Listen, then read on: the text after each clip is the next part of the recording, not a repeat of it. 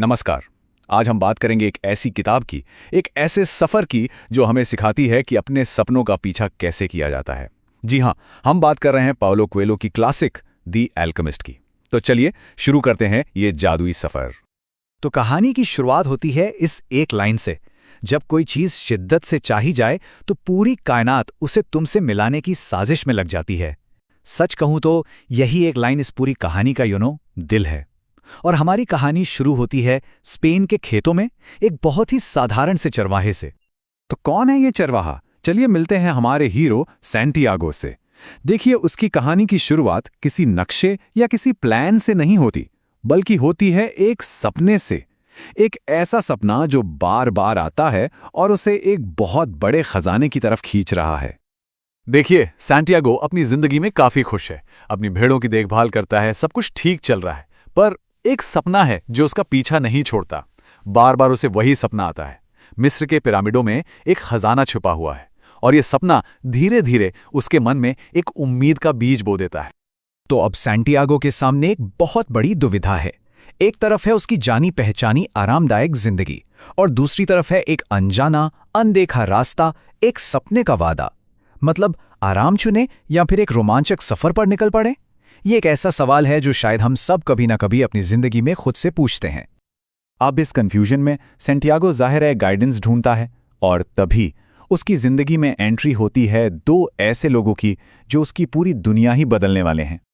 तो सबसे पहले वो मिलता है एक जिप्सी औरत से, जो उसके सपने का मतलब समझाने की कोशिश करती है, और उसके ठीक बाद उसे मिलता है एक रहस्यमयी बूढ़ा आदमी। यही वो आदमी है जो उसे एक बहुत ज़रूरी कॉन्सेप्ट के बारे में बताता है, स्वयं की गाथा, या जिसे हम कह सकते हैं हमारी जिंदगी का असली मकसद। ये बूढ़ा आदमी कोई और नहीं बल्कि खुद को सालेम का राजा मेल्कीजेडेक बताता है। वो सैंटियागो को पुश करता है, उसे हिम्मत देता है। वो कहता है कि अपनी भेड़ें बेचो और अपने सपने के पीछे जाओ। और इतना ही नहीं, वो उसे सिर्फ सलाह नहीं देता बल्कि दो पत्थर भी देता है, यूरीम और थुमिम, जो उसे रास्ते में इशारे यानी शकुन पढ़ने में मदद करेंगे। और यहीं पर सैंटियागो अपना बड़ा फैसला लेता है। तो बस भेड़ें बिक चुकी हैं, जेब में पैसे हैं, और सैंटियागो मिस्र के लिए निकल पड़ता है। लेकिन जैसा कि अक्सर होता है, सफर उतना आसान नहीं होता जितना उसने सोचा था। बिल्कुल भी नहीं। सफर की शुरुआत में ही एक बहुत बड़ा झटका लगता है। जैसे ही वो अफ्रीका के टैंगियर शहर पहुंचता है, उसके सारे पैसे चोरी हो जाते हैं। सोचिए, एक अनजान शहर में अकेला, बिना किसी पैसे के। अब उसे सब कुछ जीरो से शुरू करना है। यहां उसे एक क्रिस्टल की दुकान में काम मिलता है, और इस दुकान का मालिक एक बहुत ही दिलचस्प इंसान है। वो सैंटियागो को बताता है कि उसका भी एक सपना है, मक्का जाने का।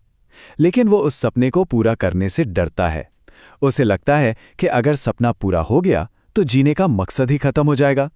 ये किरदार सैंटियागो के लिए एक जीती जागती सीख बन जाता है। तो करीब करीब 1 साल तक सैंटियागो कड़ी मेहनत करता है। अब उसके पास इतने पैसे वापस आ गए हैं कि वो चाहे तो अपनी भेड़ें खरीदकर घर लौट सकता है। लेकिन नहीं, वो ऐसा नहीं करता। वो उस पैसे से अपने सपने को एक और मौका देता है, और सहारा रेगिस्तान पार करने वाले एक कारवां का हिस्सा बन जाता है। अब रेगिस्तान के बीचों बीच सैंटियागो का सफर एक नया मोड़ लेता है। यहां उसकी जिंदगी में प्यार भी आता है और एक सच्चा गुरु भी मिलता है। कारवां पहुंचता है अल-फयूम, नखलिस्तान, जो कि रेगिस्तान के बीच एक खूबसूरत जगह है। यहीं पर सैंटियागो को फातिमा मिलती है और उसे प्यार हो जाता है। एक पल को तो वो वहीं बस जाने का सोचने लगता है, लेकिन तभी शकुन पढ़ने की अपनी काबिलियत की वजह से उसे एक आने वाले हमले का आभास होता है। वो लोगों को बचाता है, और इसी वजह से उसका जिक्र पहुंचता है एक बहुत ही रहस्यमयी आदमी तक, द अल्केमिस्ट। अल्केमिस्ट सैंटियागो को एक बहुत गहरे कॉन्सेप्ट के बारे में बताता है, विश्व की आत्मा। वो सिखाता है कि दुनिया की हर चीज एक दूसरे से जुड़ी हुई है, और अगर हम अपने दिल की सुने और कायनात के इशारों को समझें तो हम उस आत्मा से बात कर सकते हैं। और यहीं पर प्यार की एक बहुत बड़ी सीख मिलती है। सैंटियागो को लगता है कि उसे फातिमा के लिए रुक जाना चाहिए, लेकिन फातिमा उसे आगे जाने के लिए कहती है। वो कहती है कि सच्चा प्यार किसी को उसकी स्वयं की गाथा से नहीं रोकता। अगर रोकता है तो वो सच्चा प्यार था ही नहीं। वाह, क्या बात है! तो अब अल्केमिस्ट सैंटियागो को उसके सफर के आखिरी और सबसे खतरनाक पड़ाव पर ले जाता है। पिरामिड की तरफ।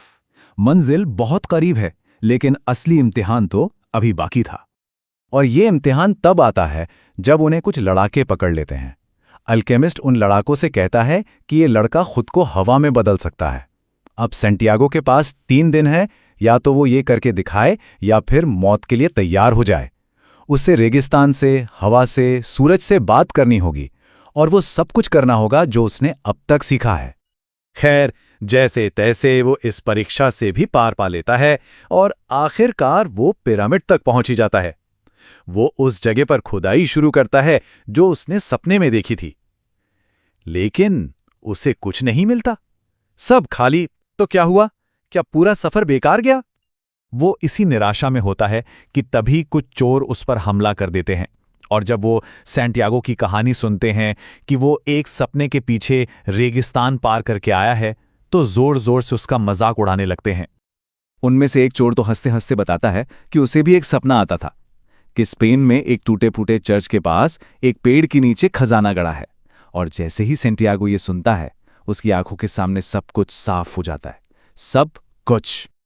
वो वापस स्पेन लौटता है, उसी जगह जहां से उसका सफर शुरू हुआ था, और वहां उसी पेड़ के नीचे उसे सोने और जवाहरात से भरा संदूक मिलता है। खजाना हमेशा घर पर ही था, लेकिन उस खजाने का पता जानने के लिए उसे पिरामिड तक का सफर तय करना जरूरी था। तो असली खजाना सिर्फ वो सोना नहीं था, बिल्कुल नहीं। असली खजाना तो वो सारे अनुभव थे, वो ज्ञान, वो प्यार, वो हिम्मत जो सैंटियागो ने रास्ते में कमाई। वो एक साधारण चरवाहा बनकर निकला था, लेकिन वो एक बदला हुआ, एक समझदार इंसान बनकर लौटा। और अंत में द अल्केमिस्ट सिर्फ सैंटियागो की कहानी बनकर नहीं रह जाती।